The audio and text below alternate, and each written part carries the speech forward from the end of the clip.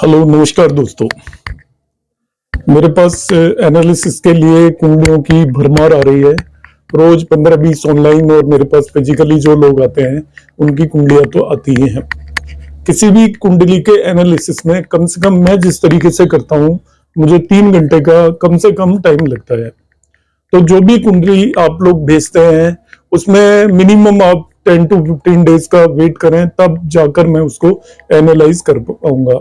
बार बार आप मेरे पास रिमाइंडर्स भेजेंगे, उससे मैं आपको जो भी बताऊंगा वो प्रॉपर एनालिसिस नहीं होगा।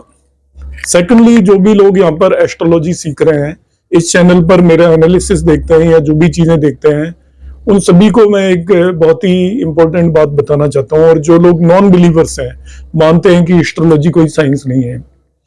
एस्ट्रोलॉजी साइंस है और बहुत ही एक्यूरेट साइंस है, मगर एस्ट्रोलॉजी सीखने के लिए जो कमिटमेंट चाहिए वो इतना ज्यादा है कि वो किसी चीज के लिए भी नहीं चाहिए। आप एस्ट्रोलॉजी सीखने के लिए जितना पढ़ोगे उतना पढ़कर आप आईएएस की एग्जाम क्वालिफाई कर सकते हो, आईआईटी में सेलेक्ट हो सकते हो और बड़ी से बड़ी एग्जाम क्वालिफाई कर सकते हो।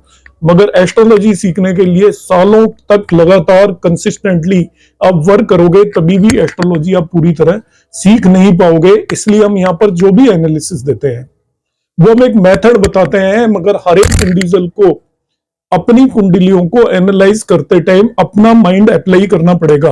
और अपना माइंड अप्लाई करने के लिए वो जितना ज्यादा स्टडी करेगा उतनी ज्यादा चीजें उसको सीखने के लिए मिलेंगी। इसलिए यदि मैं कोई एनालिसिस देता हूं उसमें प्लस माइनस कोई चीजें छूट भी जाती हैं, ऐड भी हो जाती हैं, तो ये एस्ट्रोलॉजी की ब्यूटी है कि एक चार्ट को मैं आज एनालाइज कर रहा हूं तो मुझे उसमें कुछ चीजें दिखाई देंगी, मगर कल मैं एनालाइज करूंगा तो कुछ दूसरी चीजें दिखाई देंगी। 10 एस्ट्रोलॉजर्स के पास जो कि बहुत ऑनेस्ट हैं, ईमानदारी से एनालिसिस करते हैं, एक ही कुंडली को दिया जाए तो वो 10 तरीके से उसको एनालिसिस करेंगे। मगर वो ईमानदार या ऑनेस्ट नॉलेजेबल एस्ट्रोलॉजर हैं तो उनके एनालिसिस का रिजल्ट ऑलमोस्ट वही आएगा। तो ये बात मैंने इसलिए बताई थी कि इस तरीके की मेरे पास मैसेजेस या जो आते हैं तो जस्ट मैं क्लैरिफाई करना चाह रहा था इस चीज को। अब मैं एक और मैरिज से रिलेटेड कुंडली को आज एनालाइज करूंगा। कमिंग वीक्स में आप कंटिन्यू मेरे वीडियोस देखते रहिए। 15 से 20 मिनट का मैं एनालिसिस देता हूं तो उसमें आपको बहुत कुछ सीखने के लिए मिलेगा। आप कितनी भी पढ़ाई कर लीजिए, जब तक आप कुंडलियों के अंदर घुसेंगे नहीं और अपने एफर्ट नहीं करेंगे, आपको प्रेडिक्शन आ ही नहीं सकती।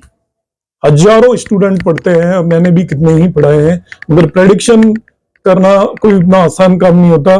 तो आप मेरे इस एनालिसिस को देखिए, मैं डेट्स आपको प्रेडिक्ट करके देता हूं लोगों की एडवांस में, इवेंट्स की।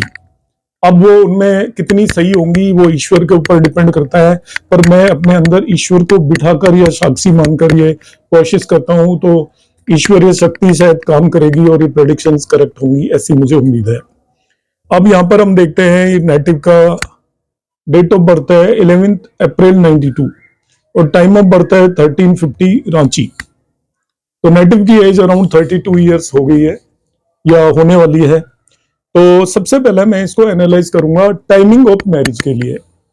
तो टाइमिंग ऑफ मैरिज में देखिए, मैं धीरे धीरे आपको 10 टेक्निक्स में बता चुका हूं और एक साथ लेकर आऊंगा मैं किसी एक कमिंग वीडियो के अंदर सभी टेक्निक्स को।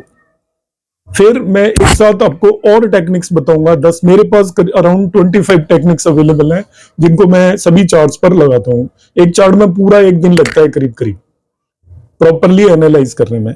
यहाँ पर जो मैं बता रहा हूँ वो सब एनालिसिस के बाद जो चीज रेलिवेंट है वो मैं यहाँ पर लेकर आया हूँ, मगर क्या क्या देखना होता है वो फिर मैं किसी दिन और बताऊंगा। अब देखते हैं यहाँ पर हम सबसे पहले मैंने इनकी एज डिसाइड करने की कोशिश की और वो मैंने नाड़ी टेक्निक अप्लाई की। तो नाड़ी टेक्निक में ये फीमेल नेटिव है, तो फीमेल नेटिव के लिए हम प्रोग्रेशन देखते हैं जुपिटर की, और जुपिटर की प्रोग्रेशन से हम एज कैलकुलेट करते हैं। तो इस कुंडली के अंदर जुपिटर इस हाउस के अंदर प्लेस्ड है। अभी जुपिटर को मैं बाद में देखूंगा, सबसे पहले मैं मार्स को देखता हूँ। मेल नेटिव के केस में वीनस और फीमेल नेटिव के केस में मार्स को देखते हैं। तो जब भी जुपिटर प्रोग्रेशन में यहाँ पे आएगा, इससे 5वें भाव 1 2 3 4 5 यहाँ पर आएगा, 7वें भाव में आएगा प्रोग्रेशन में, और 9वें भाव के अंदर आएगा जुपिटर।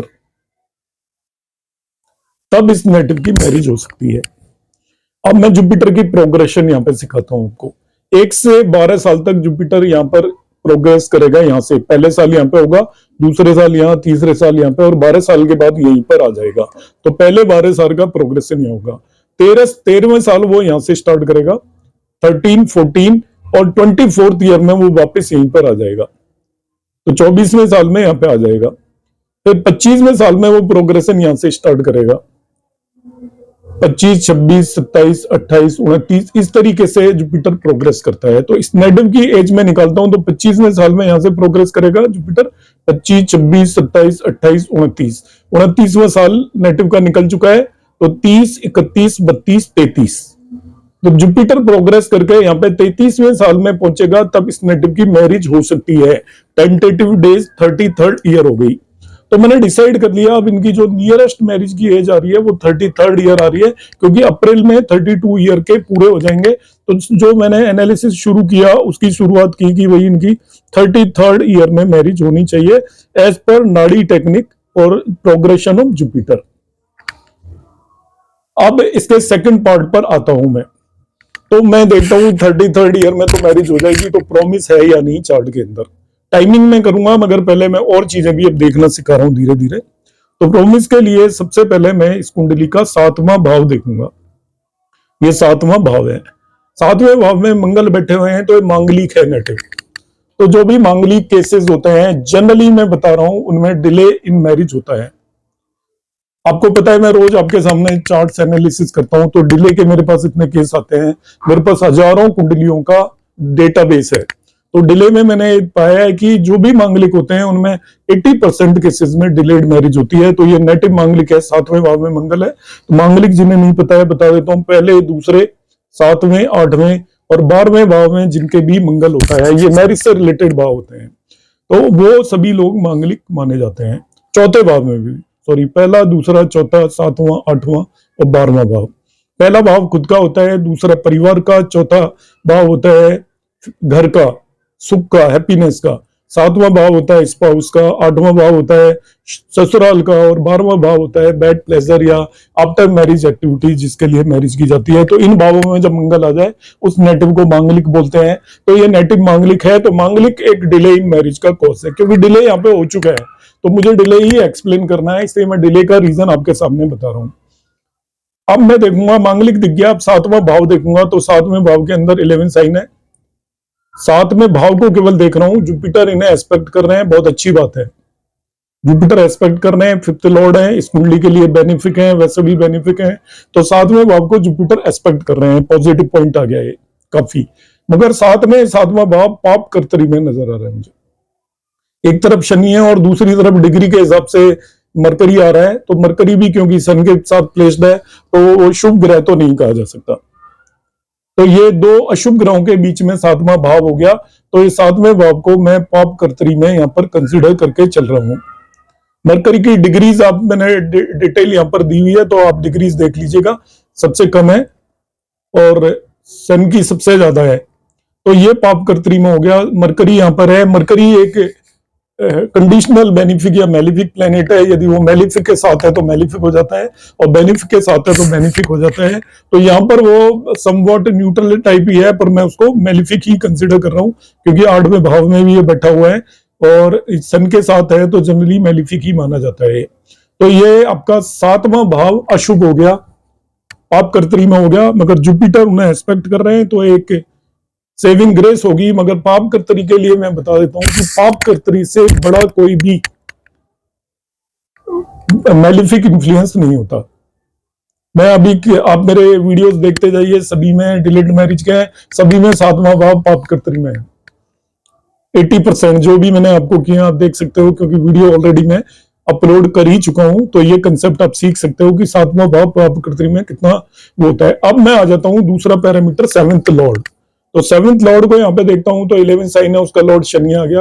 तो शनि देव छठे भाव में चले गए। तो 7th लॉर्ड के लिए छठा भाव उतना ज्यादा कोई बहुत बेटर भाव नहीं है, अच्छा भाव नहीं है। तो इनका प्लेसमेंट अच्छा नहीं है। 7th लॉर्ड का, सॉरी, 7th लॉर्ड का placement is not that good, क्योंकि छठे भाव के अंदर चला गया। तो छठे भाव में प्लेसमेंट अच्छा नहीं माना जाता, तो इसका प्लेसमेंट सही नहीं है। तो ये भी एक प्रॉब्लम क्रिएट करता है, पर ये आफ्टर मैरिज प्रॉब्लम क्रिएट करता है। Delay is not that reason. अब हम बात कर लेते हैं तीसरे पैरामीटर की। वो तीसरा पैरामीटर होता है शुक्र या वीनस, जो मैरिज का कारक होता है। अब कुछ लोग जुपिटर को कंसीडर करते हैं फीमेल के लिए, मगर मेरा जो कंसेप्ट है वो फीमेल और मेल दोनों के लिए। मैं वीनस को कंसीडर करूंगा, मगर जुपिटर को भी मैं कंसीडर कर लूंगा लेटर ऑन।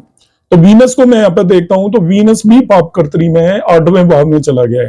पाप कर्तरी में क्यों मान रहा हूं, ये मरकरी और सन के बीच में आ गया है, तो समवॉट पाप कर्तरी में। फिर ये क्या है कि है तो एक्सोल्टेड, तो यहाँ पर हम कहेंगे कि एक्सोल्टेड वीनस है, मगर ये एक्सोल्टेड हो रहा है आकर 8वें भाव के अंदर। तो ऐसा है, ये केन राव सर की थ्योरी है।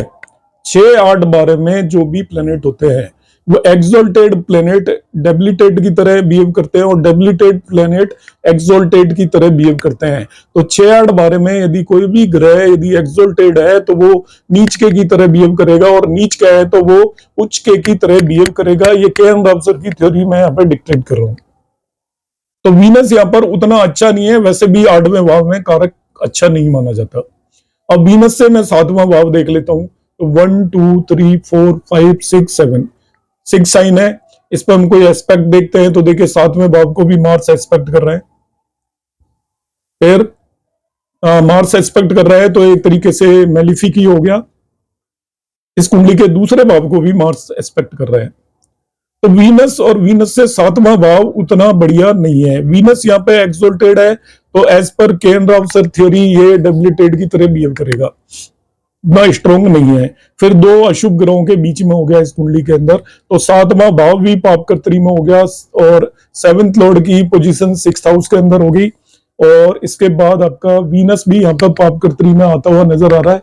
तो बहुत अच्छा, देखिए डिले का बहुत इंपॉर्टेंट रीजन है। मगर अब क्या इसको मैं डिनाइल कह दूंगा कि मैरिज नहीं होगी? बिल्कुल नहीं कह सकता है। जुपिटर यहाँ पर इसको 7th हाउस को देख रहा है, तो अकेला जुपिटर ही मैरिज करा देगा। किसी की भी कुंडली के अंदर यदि लग्न के में जुपिटर चला जाए तो वो कुंडली का भाग्य बदल देता है। लग्न में वो फ्रेंडली साइन के अंदर बैठा हुआ है, इस कुंडली के लिए शुभ ग्रह भी है, त्रिकोण का या ट्राइन का लॉर्ड है, और लग्न में जाकर बैठ गया। मगर ये 8th लॉर्ड भी है इस कुंडली के लिए। 8th लॉर्ड जब भी लग्न में जाकर बैठता है तो नेटिव को कोई न कोई डिजीज देता है। अब डिजीज का मुझे नहीं पता, ना ही मैं यहाँ पे प्रेडिक्ट कर रहा हूँ, क्योंकि मेरा ऑब्जेक्टिव केवल टाइमिंग ऑफ मैरिज यहाँ पे देना है। तो डिले D1 से हुआ, हम पहुंच के जाते हैं D9 में भी, तो देखेंगे सारी चीजें।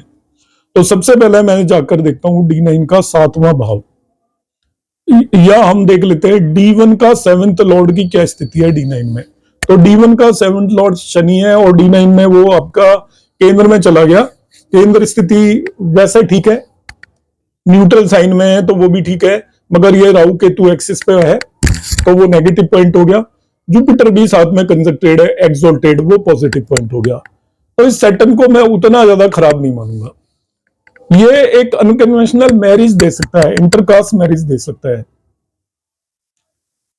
जुपिटर के साथ बैठा हुआ है तो ये जो भी इसका सैटर्न के साथ जुपिटर बैठा हुआ है, तो जो स्पाउस होगा वो थोड़ा रिलीजियस हो सकता है या एजुकेशन निष्ठ हो सकता है, बहुत नॉलेजेबल हो सकता है। राहु केतु एक्सिस यहाँ पर आ रहा है तो वो ट्रिकी भी हो सकता है, उसके अंदर ट्रिक्स हो सकती है पर्सन के अंदर। तो इस तरीके का हम प्रेडिक्शन देंगे। चलो मैं उस पर भी अब ज्यादा डिटेल में बात नहीं करूंगा। टाइमिंग ऑफ मैरिज के लिए मैंने देखा तो यहाँ पर ये सैटर्न केंद्र में चला गया, न्यूट्रल साइन में है, तो यदि D1 का 7th लॉर्ड यदि केंद्रीय त्रिकोण में जाए तो वो पॉजिटिव ही माना जाता है। अब मैं ओवरऑल इसकी D9 चार्ट को देखता हूं ओवरऑल। तो एक कंसेप्ट है, आप मेरे वीडियो कंसिस्टेंटली देख रहे होंगे तो आपको पता होगा, इससे बड़ा कोई कंसेप्ट नहीं है। किसी भी डिविजनल चार्ट को देखने से पहले उसके केंद्र स्थानों को देखें। यदि केंद्र में यदि शुभ ग्रह प्रेजेंट है तो उससे रिलेटेड नेटिव को जो भी उसके सिग्निफिकेशन के रिजल्ट अच्छे मिलेंगे। तो यहाँ पर मैं देखता हूँ सभी शुभ ग्रह ऑलमोस्ट केंद्र स्थानों में बैठे हुए हैं। जुपिटर यहाँ एक्सोल्टेड होकर बैठा हुआ है, वीनस ओन साइन में बैठा हुआ है, और यहीं पर चंद्रमा भी बैठा हुआ है। तो 3 शुभ ग्रह बैठे हुए हैं, 3 अशुभ ग्रह भी बैठे हुए हैं। तो इसका मतलब ये 3 शुभ ग्रह इसमें नेटिव के लिए बहुत ज्यादा सक्सेसफुल होंगे, मैरिड लाइफ अच्छी होगी, हो भी जाएगी ये, क्योंकि D9 चार्ट बहुत अच्छा बन रहा है। तो D9 चार्ट के केंद्र स्थानों में अच्छे हैं, इसलिए डिनाइल ऑफ मैरिज की कोई पॉसिबिलिटी नहीं है, मैरिज होगी, आसानी से होगी। D1 चार्ट के 7th लॉर्ड की पोजीशन भी बढ़िया है, इसमें कोई भी एफ्लिक्शन भी मुझे साफ साफ नजर नहीं आ रहा है, ना ही सैटर्न या राहु केतु एक्सिस पे है, नो डाउट। पर स्टिल ये केंद्र में है और जुपिटर के साथ है, इसलिए वो राहु केतु एक्सिस को नेगेट कर देता है, नलीफाई कर देता है। अब उठाकर मैं देखूंगा D9 चार्ट को इटसेल्फ। तो D9 चार्ट को मैं जब देखता हूं तो D9 चार्ट का 7th हाउस मैंने देखा, तो 7th लॉर्ड वहीं पर बैठा हुआ है, ओन साइन में बैठा हुआ है, तो अच्छा है, कोई दिक्कत नहीं है। क्या इससे कोई मेलिफिक देख रहा है क्या? तो यहां पर हम देखते हैं तो ये 8वीं दृष्टि से इसको फिर मार्स देख रहा है, तो मार्स इसको इन्फ्लुएंस कर रहा है 7th हाउस को। तो एफ्लिक्शन तो है ही, प्रॉब्लम तो है ही, मगर फिर भी वीनस यहाँ अपने ऑन साइन में बैठा हुआ है, केंद्र स्थान में बैठा हुआ है, तो ये स्ट्रांग ही हो गया। केंद्र में तीनों बेनिफिक प्लेनेट बैठे हुए हैं, तो ये भी स्ट्रांग हो गया। यदि मैं जुपिटर को कंसीडर करूं, बहुत सारे लोग कंसीडर करते हैं जुपिटर को, स्त्रियों के केस में कारक कंसीडर करके चलते हैं, तो जुपिटर की स्थिति मैं दोनों में देखता हूं तो यहाँ पर ये काफी अच्छी स्थिति है। हालांकि मार्स इसे एक्सपेक्ट कर रहा है, फिर भी ये लग्न में जाकर बैठ गया, त्रिकोण का स्वामी लग्न में जाकर बैठा हुआ है, अच्छा है।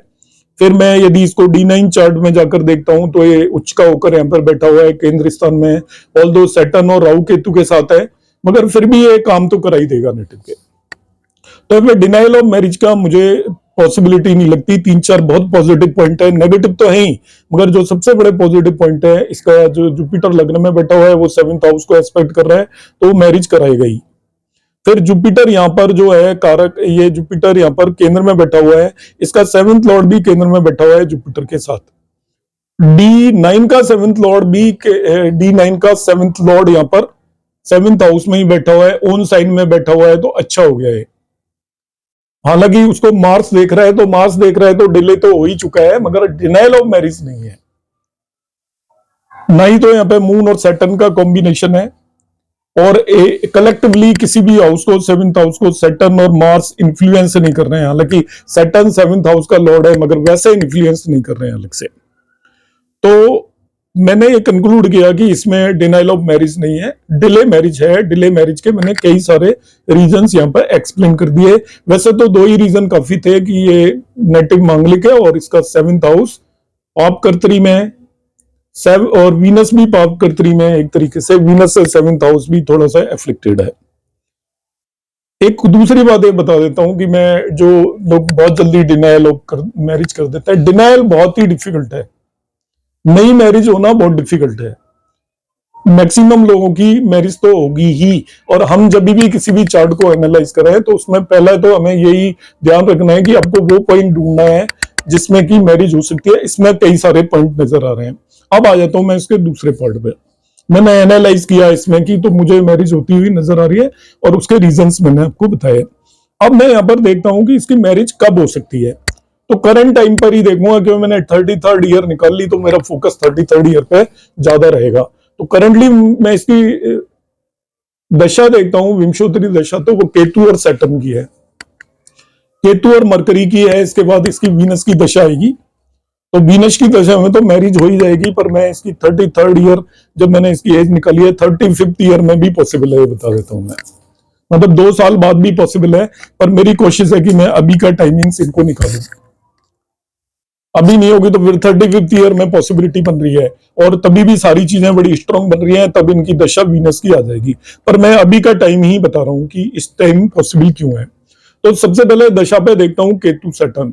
तो केतु तो यहां पर प्लेस्ड है, तो केतु का क्या लिंक बन रहा है क्या किसी भी तरीके से 7वें हाउस से या उसके लॉर्ड से? तो केतु का नहीं तो सैटर्न से कोई लिंक बन रहा है, ना 7th हाउस से कोई लिंक बन रहा है। नक्षत्र के बेस पे होगा तो मैं नक्षत्र को कंसीडर नहीं करूंगा किसी भी कुंडली के अंदर।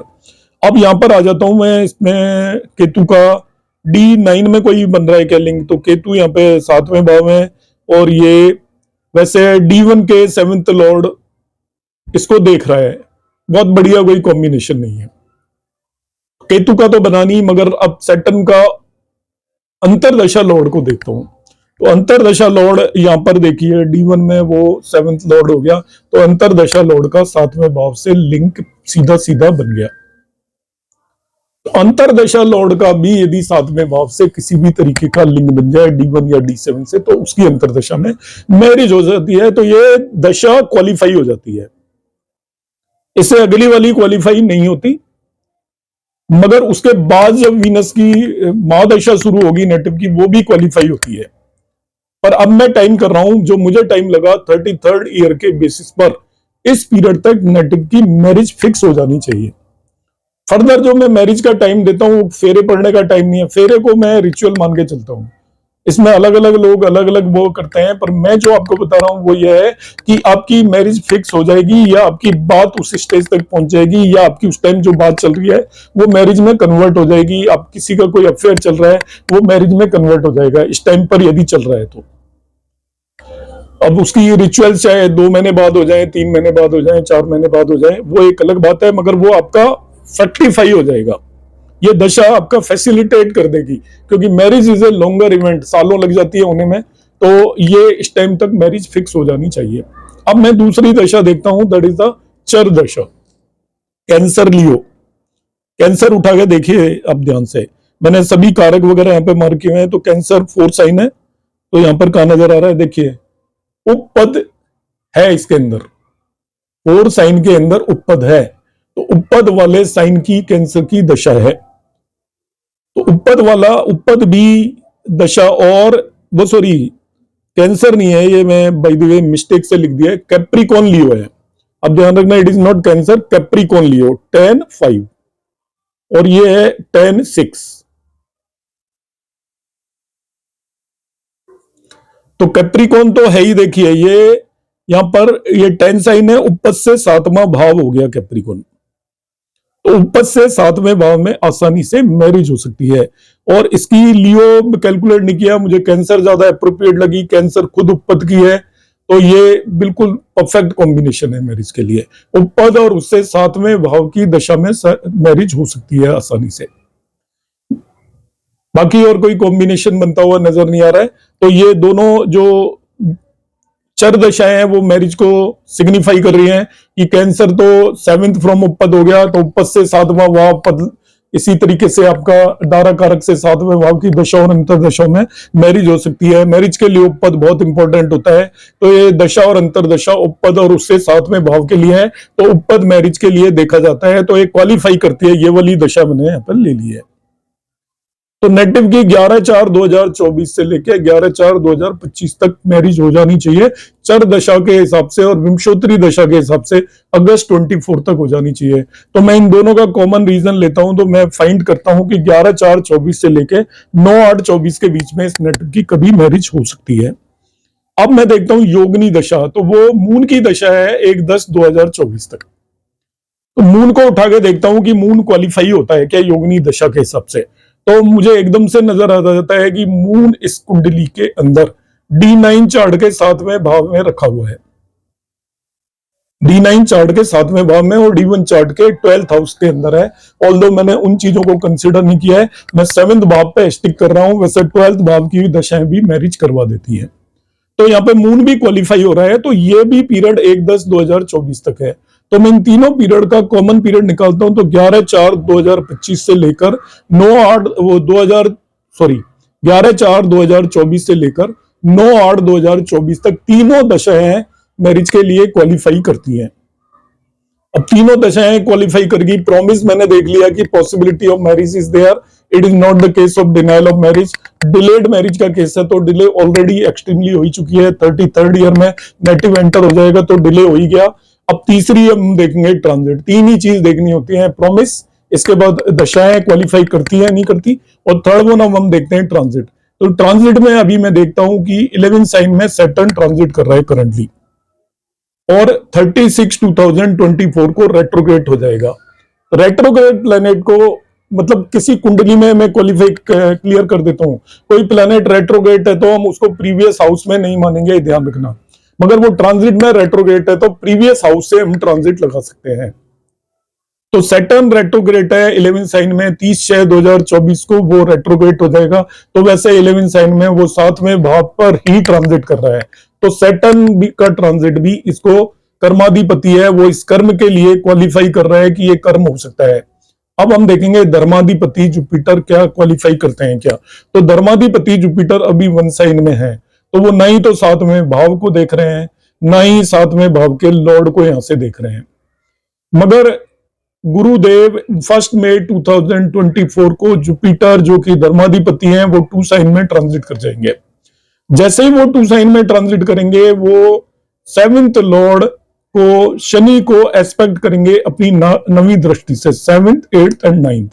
तो देखिए 1 मई 2024 को दोनों कंडीशन डबल ट्रांजिट की सेटिस्फाई हो रही है, सेवेंथ हाउस या सेवेंथ लॉर्ड पर, और दशा भी क्वालिफाई कर रही है। तो 1 मई 2024 को आपके सामने सारे पैरामीटर्स हैं, ये जो नॉर्मल सब लोग यूज करते हैं वो सारी कंडीशन सेटिस्फाई होगी कि दशा सेवेंथ हाउस से रिलेटेड प्लेनेट की है, और दोनों जुपिटर और सैटर्न ट्रांजिट में इसको सेवेंथ हाउस या सेवेंथ लॉर्ड को इन्फ्लुएंस कर रहे हैं।